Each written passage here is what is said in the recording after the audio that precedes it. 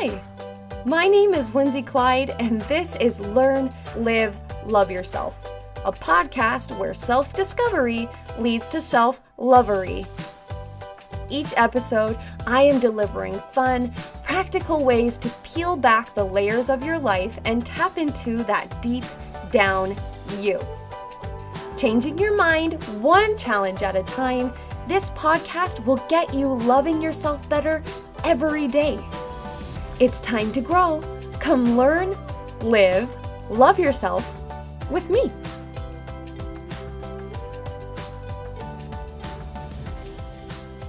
Episode 9, Intuitive Eating, an interview with Lisa Keovongsa, RD.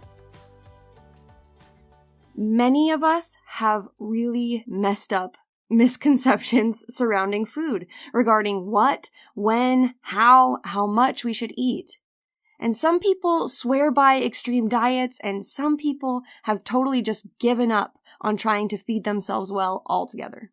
In episode 8, Nourish Your Body, part 2 of the Love Your Body series, we delved into why it's important to nourish your body and discussed a few ways about how to change how we think about food.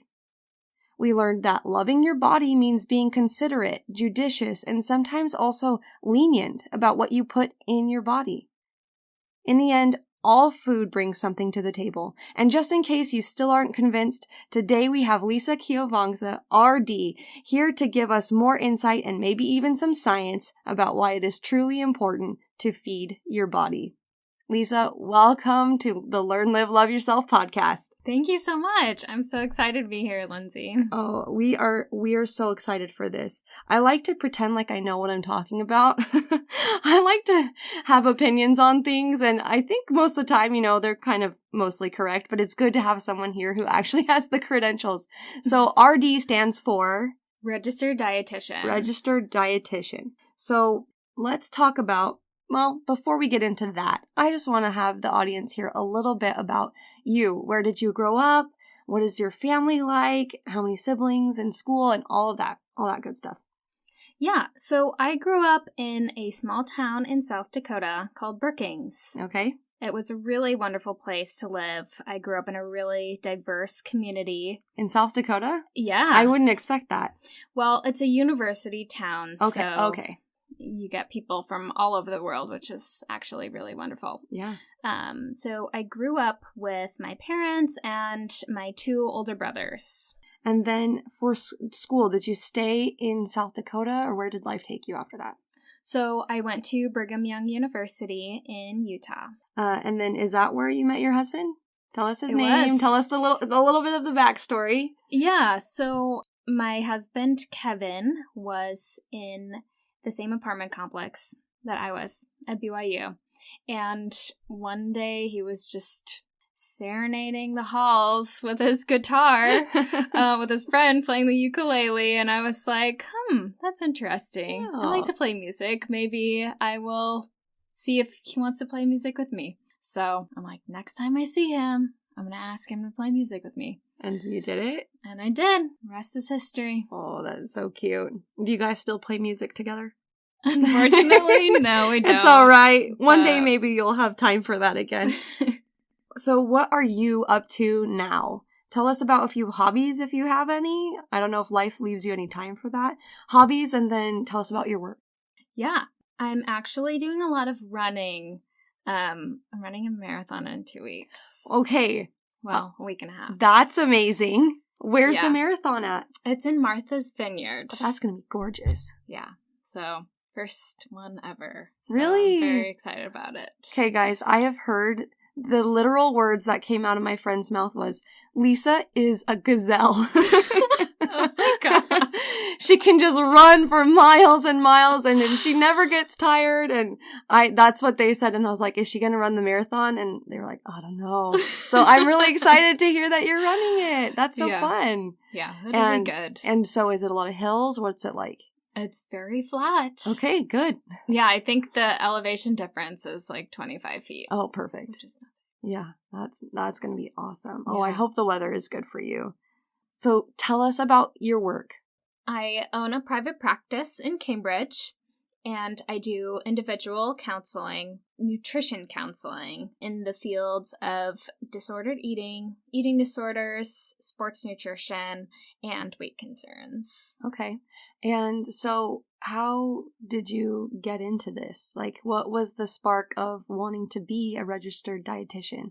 I'd never heard of one of those before I met you. Did you know that? I didn't even know they existed. I feel like a lot of people don't. Yeah. A lot of people hear nutritionist a lot more often than dietitian.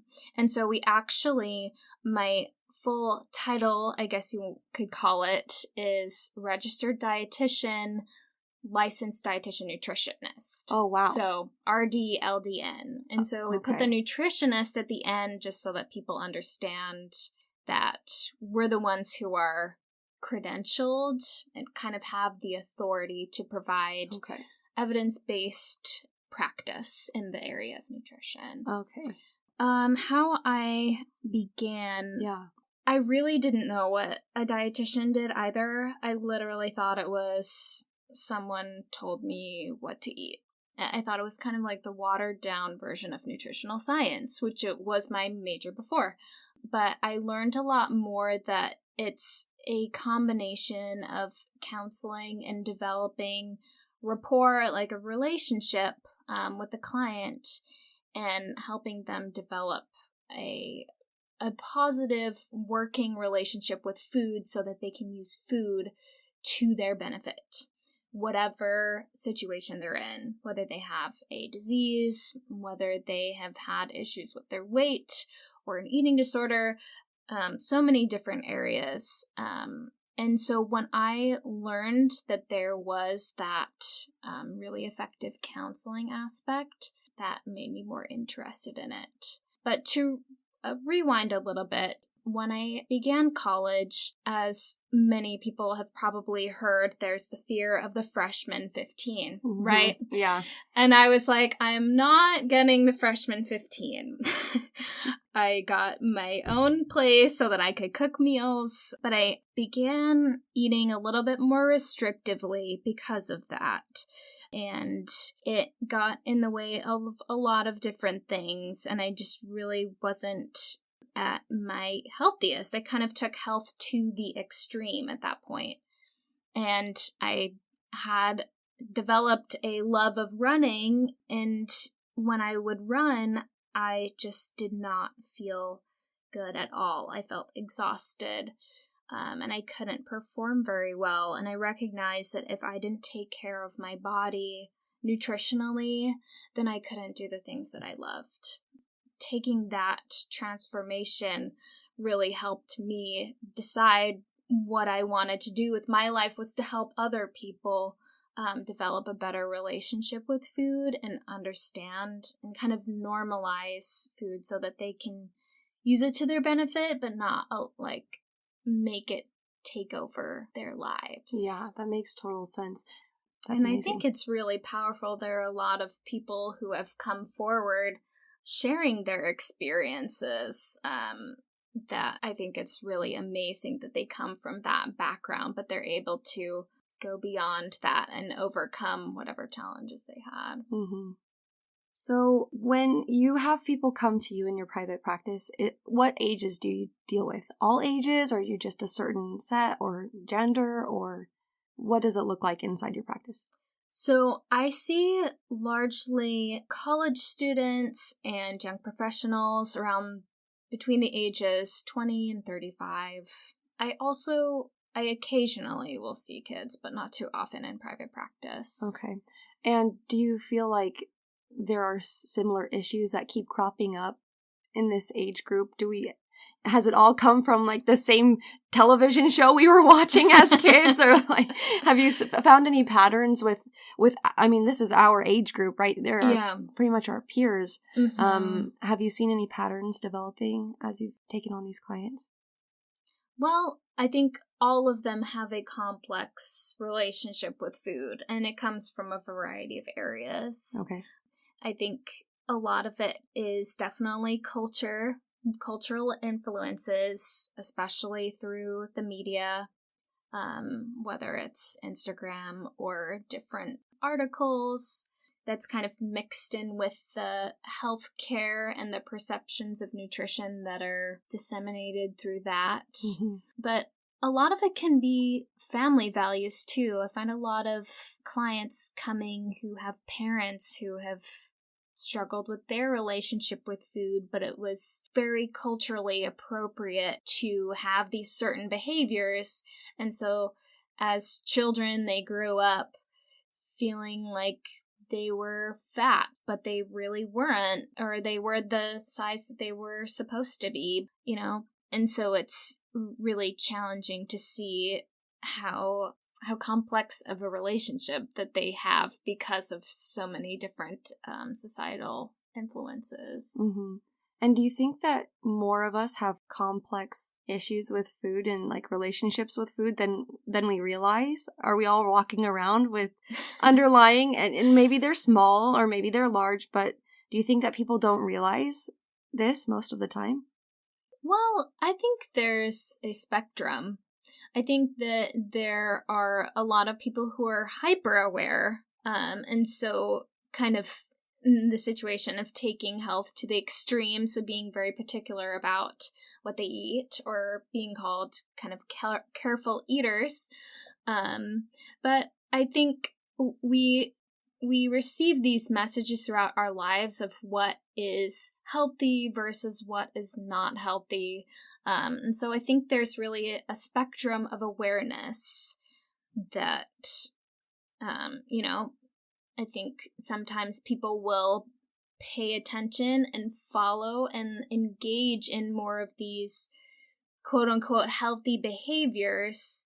And then others might not. They might receive these messages from the media about how sugar leads to heart disease or different things like that, but they might not necessarily follow it as strictly as other people might. Okay. And so your education and everything that you've studied, would you say that there are different camps or different types of strategies that different RDs use? Are there different schools of thought, or is there just kind of one, like, okay, we all are in this together, let's push this, not agenda, but let's push this information and lifestyle forward? What would you say? So there's definitely two different camps. One is a fairly traditional, more long-standing approach, which is a weight-centric approach. Especially in the realm, we call it weight management, where we discuss how to help people lose weight if they are, you know, in a bigger body, or the buzzword is overweight or obese, something like that. And so the idea behind that is to try and facilitate weight loss for health. So weight is being used as a major determinant for health.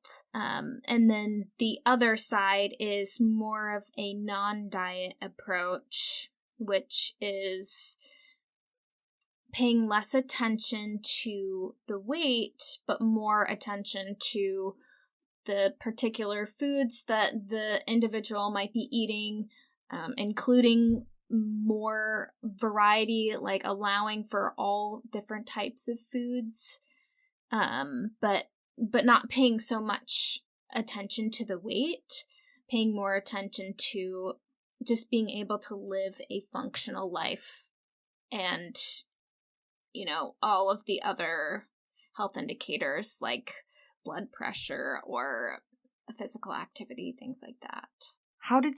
So what camp are you in, first off? I feel like, well, I know the answer, but I want you to say it.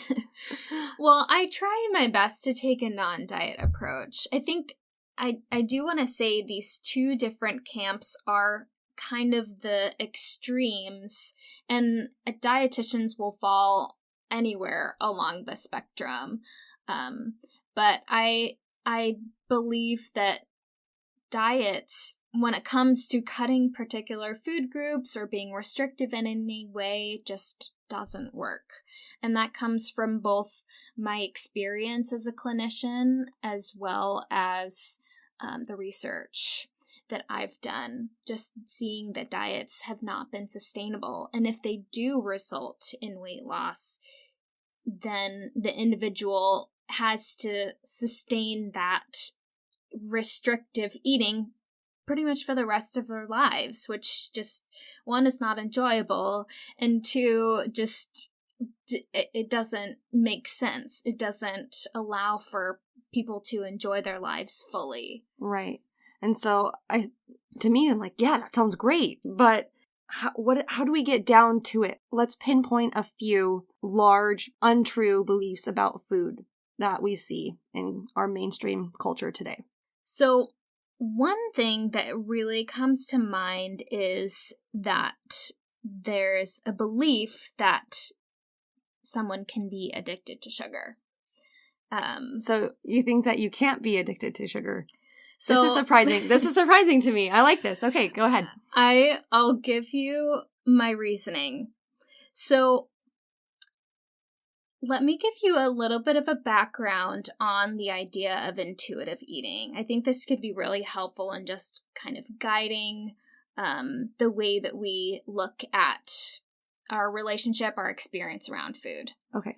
So as a child, you are interested in eating certain foods and maybe not others, and you'll eat, an entire plate of food, but other times you might not eat very much. And over time, we have these external influences that start affecting that intuition that we have about what sounds interesting to eat. You think about, I don't eat after 7 p.m. Okay, that's going to affect how I eat. Mm-hmm. Eat a vegetable at every meal. That's going to start affecting how I eat instead of paying attention to what I'm really interested in eating. And so this idea of intuitive eating really gets disrupted by these different messages, whether it's through the culture or through healthcare, which provides the nutrition recommendations, but culture kind of turns it into a rule and makes you feel bad about yourself if you don't follow it. Yeah, totally. So with that understanding, when we receive these messages about, let's say, anything that has sugar in it, right? Cookies, desserts, candy, etc. And we believe that that food isn't good for us to eat. We try to restrict that, take it out of our diet. And when that happens, we're placing our minds in a state of deprivation from that food. Okay. So you think about a child who is not allowed any sugar. They go to their friend's house and there's a plate of cookies on the counter. What happens? They are going to go to town on that plate of cookies. Because they've been in this state of deprivation. Okay. And they don't, because the food is available to them at that moment, but they're not sure when it's going to be available to them again, they go to town on it. Mm-hmm. And so it's the same idea. They've actually done a study where I think it was rats were, they only exhibited addictive behaviors around sugar when they had been restricted from sugar for a certain amount of time. Really? Even in animals? That's really interesting. So kind of back to that idea of sugar being an addiction. Yes, sugars or carbohydrates will release serotonin, but it's that idea of being deprived of it that makes you want to eat more of it. So in all reality, if we eat these foods on a regular basis, then we're not going to have that idea, that scarcity mentality of, I don't know when this is going to be available to me again. So it won't trigger this primal desire of need, get, because we know it's fine. We can have it whenever we want. Exactly. Okay. So these mentalities of we need to restrict the, bad, quote unquote, bad foods, do they affect everyone? Are we all I mean, when you're talking about this, I'm like, oh my gosh. I try not to be that way, but especially with one of my daughters, she always wants candy. Always, always, always. And so for her, I feel like I need to rein her in, because if I don't, like, what's going to happen? She's going to eat all the candy in her Easter basket all at once, and then she'll be sick or get cavities. My other daughter doesn't really care. So when she asks for a piece of candy, I think, oh, sure, you can have one. So what I'm doing is like making, I'm doing the right thing with one daughter and doing the wrong thing with the daughter that it really counts for, I guess. Mm-hmm. So that's really, I'm sure everybody's like, what? Like, they're all listening right now. Like I'm sure everyone can feel that they've seen this in their lives, whether it's for them or their parents or with their own kids. What other harmful food attitudes have you seen? So another one that I see quite a bit is that there is a sort of food hierarchy, that certain foods are better than others. And we could have an entire conversation about this. Maybe we'll have you back for that one in a couple of weeks. But there are certain foods that are kind of idolized, whether it is a superfood or like quinoa or sweet potato or kale. I mean, I feel myself saying these words in this like special, like bougie way, because they hold a charge to them.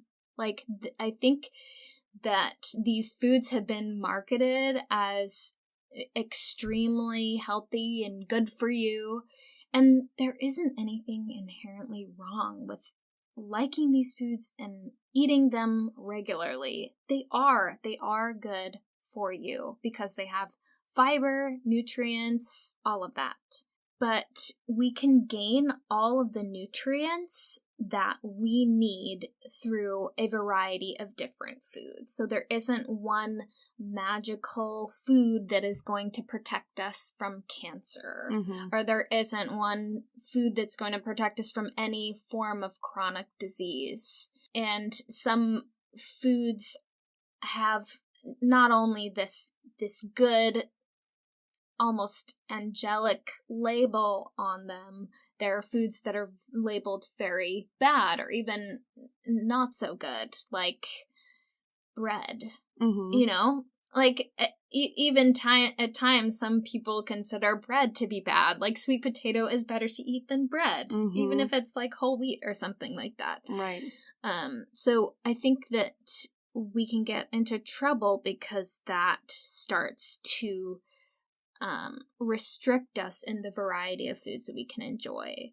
And if one food is more enjoyable to eat than another, that is more important than whether it is whole grain or not. Because if we eat a variety of foods, it's okay to eat white bread. Yeah. If you're eating brown rice or, some other whole grain.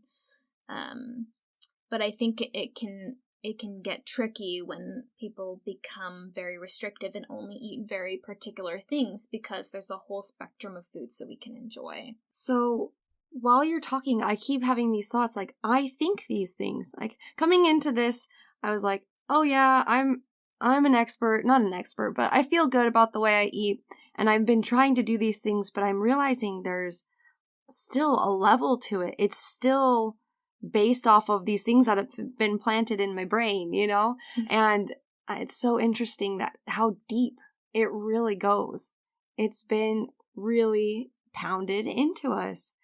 So I think this is such an important thing to say. And I bet some people listening right now are just going to say, like, this is a bunch of, like, I'm not believing this. It's a radical approach. Yeah. It really is. And I really don't want to throw everything that you've learned about nutrition out the window, because it's true. Like, whole grains are good for you. protein, is good for you. Yeah. I mean, all of the things that we have learned growing up and that we have read are true. Again, they are recommendations for us to be eating that way, but that doesn't mean that's the only way for us to ever eat. And if we, fall off the track, that we're going to develop some sort of chronic disease from that. And I think that's where the fear comes into play. And that's why I feel it's so important to take that radical approach, because you can still live a healthy, wholesome life and eat white bread. Mm-hmm. You can still live an enjoyable, long life and, enjoy eating candy. It's just finding that balance that is really important, but also like paying attention to what you truly enjoy to eat. Okay, so what does that look like? What does paying attention to what I enjoy eating actually look like for me in my life? What would that look like? So, and that is like the $1 million question, because you hear everywhere, oh, intuitive eating, mm-hmm. Eat intuitively, pay attention to your body, all of these different things. And I think it can be challenging because it's marketed a lot of different ways. And there are so many different nuances that can be twisted into this. Like, if you're familiar with the wellness lifestyle, I think that diet culture can get kind of sneaky and spin restrictive eating into intuitive eating, which is a whole other conversation. Tell me about how you thought about how you ate today. Like, take me through breakfast, lunch, and dinner. You're a registered dietitian. Like, I want to, you preach this stuff and you believe in it, and I just want to see what it actually looks like in action of balancing out the science and the real life practical approach of it. Sure. So I woke up and I wasn't particularly hungry, but I knew that I needed to eat breakfast, and so I did. And then a few hours later, I had a snack. And how did you choose? Like, what did you eat for your snack? I had a slice of bread with almond butter and honey on it. And how did you choose that? Like, why did you want that for a snack? Was it easy? Did it sound yummy? It did. It sounded good. I was gonna go on a run later, and so I didn't want something like cereal sloshing around. And so I decided on something that was fairly balanced and that would carry me over for a few hours. Okay, so after the snack. Yeah, so I actually had another snack. That's okay. That's great. I had popcorn like right before I left on my run because I was feeling a little hungry. Didn't want to be overly hungry by the time I got back. And then I do love sweet potato. And so I had some sweet potato and some eggs for my lunch. So I had some leftover chicken, and it's the weirdest thing that I had. I went to Japan in March, and we went to a Korean restaurant, and the new thing out there is cheese. Mixing cheese into a stir fry. And so I thought, maybe I'll recreate something that I had at the Korean restaurant. And it was, so they do like this cabbage stir fry with this spicy red sauce. And you put chicken or pork in it or something, and then you put cheese on it. Okay. And it's just like on the grill, and you mix it all up together and you eat it with rice. And was it good? So I did. It was really good. And were you thinking in your mind while you're making this, like, oh no, look at how much fat this cheese is adding to this meal, or like the animal protein is too much? Like, no. What? I liked this food at the Korean restaurant, and yeah. And I think this is really important for people to recognize, is that that's literally how it works, is what sounds good. And as you're growing up, you might not get exposed to a lot of different things, but, educate yourself, try new things. Maybe there are certain things that, you don't like maybe you don't like, I don't know, boiled broccoli. I don't know many people who do, but maybe you'll really like a spinach salad. And so there are a lot of different ways that you can still eat healthfully, but enjoy what you're interested in eating at that moment. So, do a little bit of research and see what falls under this fiber category.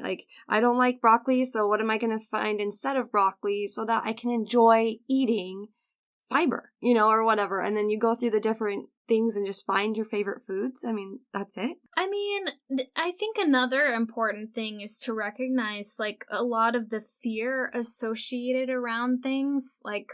There are fears around eating too many carbs or too many fats. I mean, it's just over the decades, different things have changed. There's always some nutrient, it's even a nutrient there gets a target placed on its back. But recognizing that whatever sounds good to you, you can eat, and you can recognize that your body knows how to take care of that food. So even let's say I had my dinner and I ate a lot and I felt kind of overly full.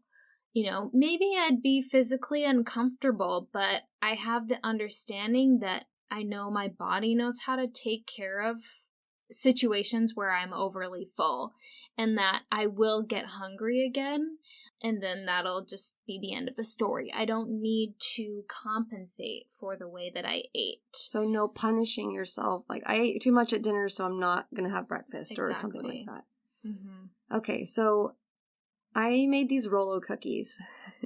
I love them. Have you ever heard of that before? It's straight up a box of devil's food cake, 2 eggs, and 1/3 cup of vegetable oil. And then you make that into the dough, you unwrap a Rolo, stick it in the center, and roll it in some sugar and cook it. And sounds amazing. Yes. And they were. And I knew, cookies, baked goods are my thing. I don't care about candy at all.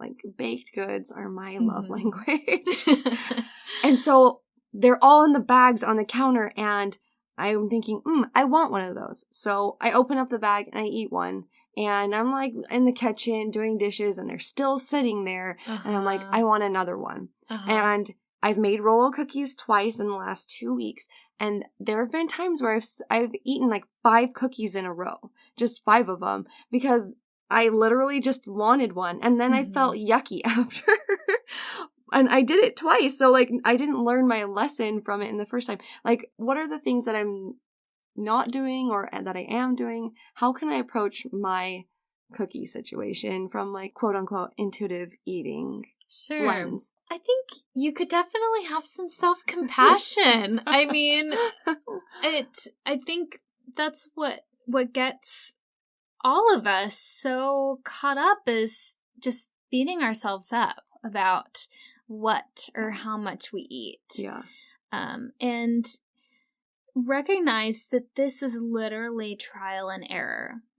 So much of our lives we've spent kind of following these rules instead of choosing what we really want to eat, And so when the opportunity arises where we follow through with that, what we want to eat, in the cookie situation, there's kind of this inner conflict of oh, I shouldn't be eating this. Oh, but it tastes so good. Just one more. Okay. Okay. One more. Okay. Yeah. Right. Yeah. And, I think I really do think that it's a matter of trial and error, and that it's not every one situation you did it right, in one situation you did it wrong. That's a part of normal eating. There's a really excellent registered dietitian. She's also a social worker. Her name's Ellen Satter, and she has an amazing definition of normal eating.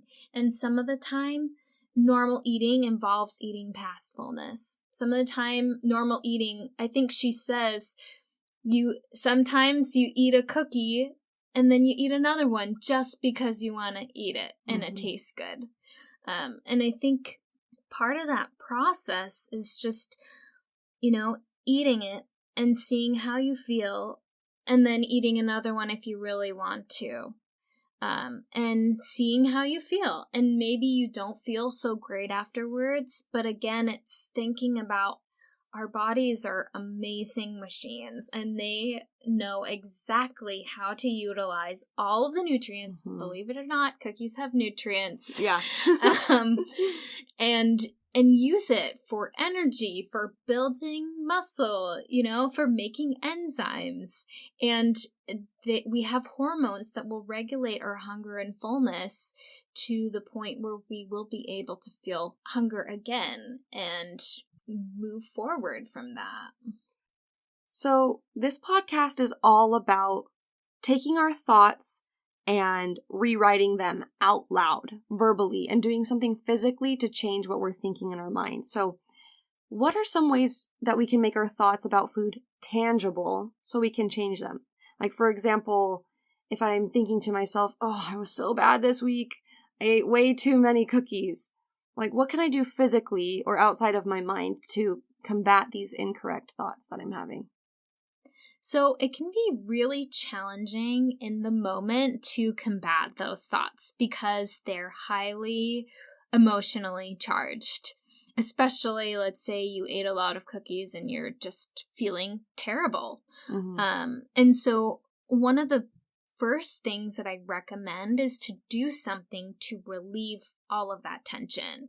So some sort of stress relieving activity, like take a walk, or find somebody that you feel comfortable with talking to on the phone or in person. Doesn't have to be about your experience, just someone to talk to.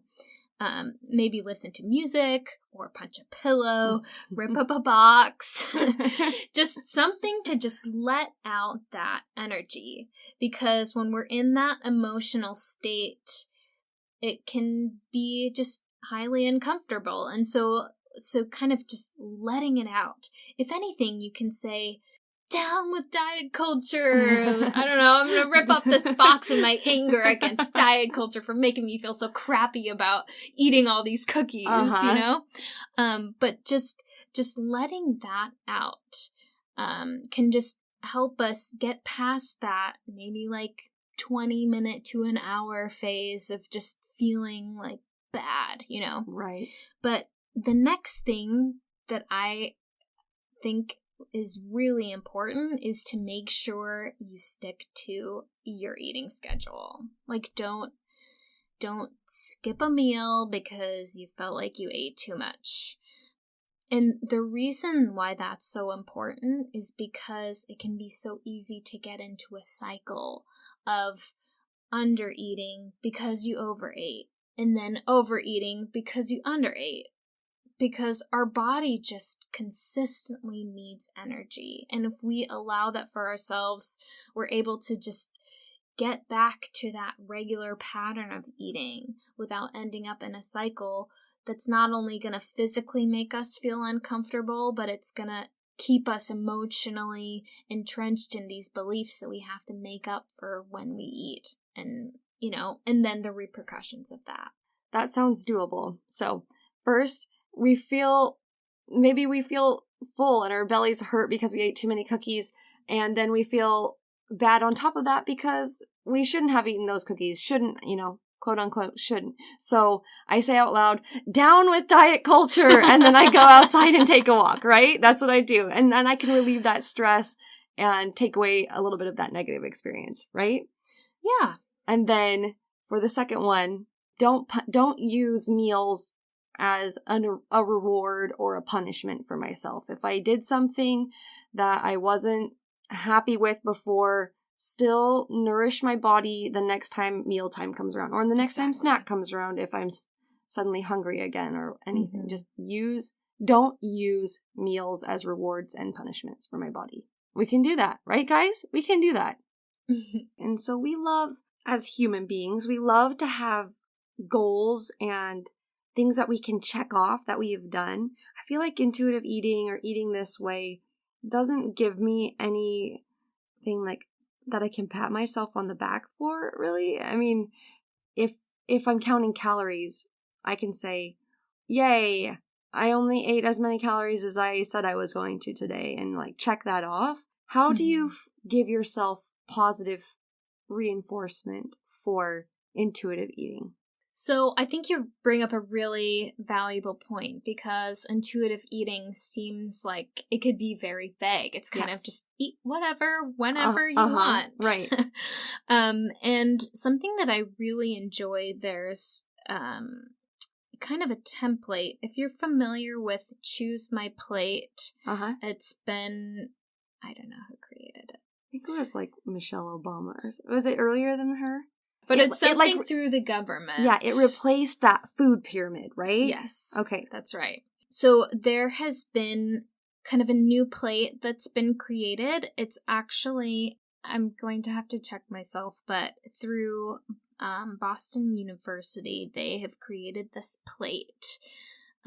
If you visualize it in front of you, half the plate is fruits and or vegetables. A quarter of it is starch or complex carbohydrates. So, you know, your breads, pasta, bagel, sweet potato, different things like that. And then a portion that is remaining is protein. So that could be animal-based protein. It could be eggs, tofu, nuts, beans. And then another portion of that is considered fun food. And so that's like French fries, milkshakes, candy bars, and everything like that. So if we think about it that way, that's kind of a guideline for how we can eat. And so within that guideline of nutrition, which is all about like eating whole grains, eating fruits, eating vegetables, you know, getting your fiber, getting in a good amount of protein during the day. Within that, there's still room to enjoy the foods that you really enjoy. Yeah. And so looking at that and saying, okay, well, what sounds good to me? It's going to fit in that. Like pretty much all foods fit within that plate.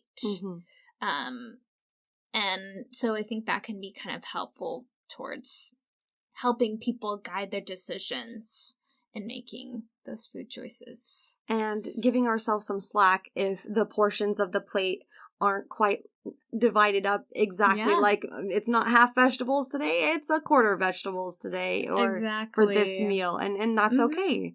Or no vegetables, it's fine. It's about that average, that, you know, however long, week to week average. So you just kind of log it in the back of your head.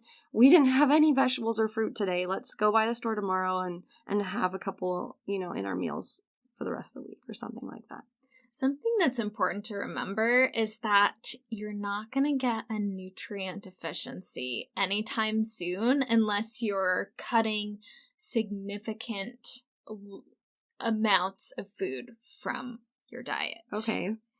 And I think that's something that there's a fear around. If I don't get enough vegetables, you know, I'm going to get scurvy. It's like, but even at that point, foods are fortified to have the nutrients that we need, or, you know, you're getting a multivitamin. It's so in one way or another, you're getting the nutrients that you need.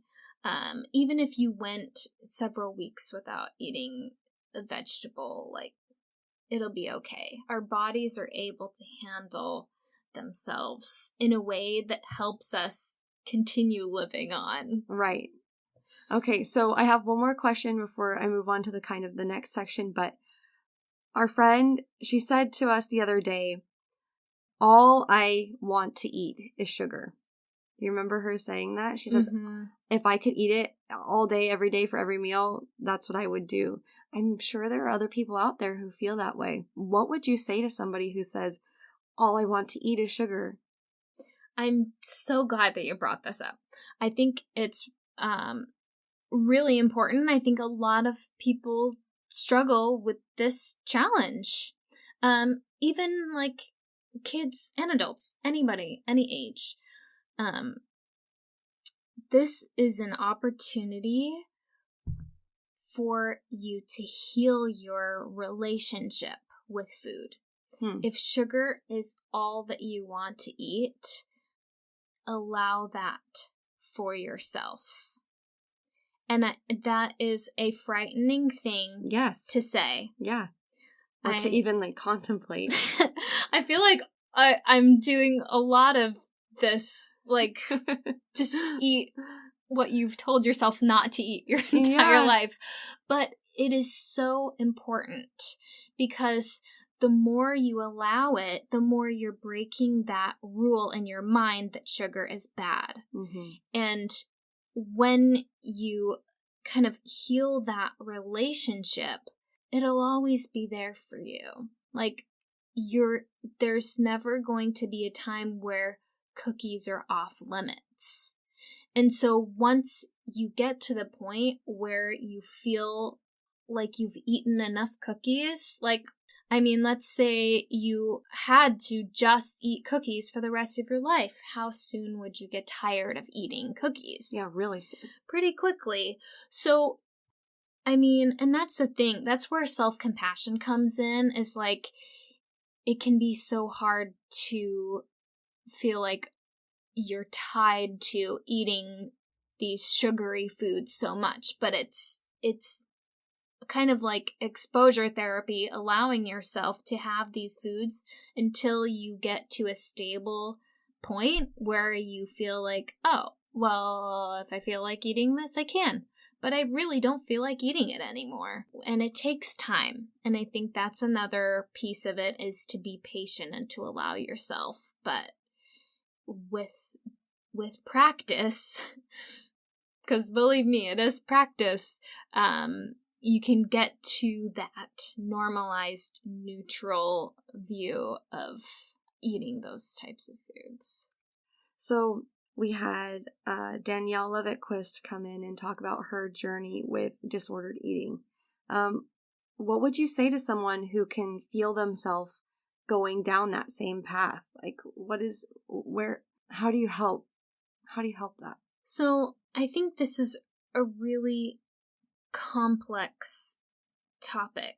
I think that individuals who struggle with eating disorders can come from so many different backgrounds and have so many different reasons why they're engaging in those behaviors, anywhere from trauma to experiences that they had as a child or as an adult. And I think the most important thing that I want to say as my message is that you're not alone. There's support out there from dietitians and therapists alike who can help you in your own individual needs, because there's so much more than just the relationship with food that's going on. And I think that it is so important, and that you don't have to take this road alone, and there is light at the end of the tunnel, even as hard as it may seem at this point. There is. What is one thing someone could do to start healing their relationship with food today, right now? So I've been talking about it this entire time. Let's just put it into one little sentence. This is the way to do it. Just take a moment to think about the foods in your life that you have told yourself that you can't eat, and choose one that sounds particularly good to you. And whether you want to call up a friend and get that food with your friend, or just find a nice place outside and eat it, just buy it, get it for yourself, and enjoy it. There might be messages in your mind about how this is going to ruin your day, or, this isn't good for me. It's going to go straight to my name your body part. But that is the first step, is to make peace and find acceptance in these foods, because we're meant to enjoy them. That's why they taste good. It's about developing a neutral relationship with them so that we can enjoy them and we can be mindful about our experiences about them so that we know when we feel like we're satisfied and we can finish. That sounds That's fun. the first step. That sounds fun. It? Like thinking about it, I'm like, what would I eat and where would I go? Yeah. And it sounds like a fun experience. Like I want to go out and do it just right now. Yeah, it's about healing that relationship with food and realizing that you have power. You don't have to be a victim to these rules about health. You don't have to sacrifice the satisfaction that you get from eating a peanut butter and jelly sandwich instead of a beautiful warm quinoa sweet potato bowl, you know? Yes. Like, you can have those enjoyable experiences, and it's, if anything, it improves your well-being more than something a restrictive diet would. Mm-hmm. Awesome. Okay, just as we wrap up, what resources would you recommend? Books, movies, articles, other podcasts? Where would you send people for more information about this? So the first book I recommend is Yep. Intuitive Eating. It's by Evelyn Triboli and Elise Risch. Hopefully I said that right. It's an excellent book. It gives the foundation, 10 principles of intuitive eating, kind of step-by-step process in developing a better relationship with food. Okay. And there's parts of it that talk about parenting, and all of that is really wonderful. Another book about parenting in specific is Child of Mine by Ellen Satter. And some podcasts, I recommend Food Psych by Christy Harrison. She's also a registered dietitian. If you don't mind a little bit of explicit language, Don't Salt My Game is also very excellent, by Laura Thomas. She is, again, another dietitian. And then last of all, Body Kindness by Rebecca Scritchfield. And so she focuses more on the body than food per se, but I think it's an excellent resource. Yeah, it's definitely still applicable. Okay, so if you, listener, happen to be in the Boston area, would you like Lisa to coach you to be your registered dietitian? Are you taking on more clients? Are you looking to grow your business? Yeah, I'd be happy to take on more clients. Okay, so where can they find you? How can they contact you for work? So I run a business with my husband. It's called Actualize Counseling and Nutrition.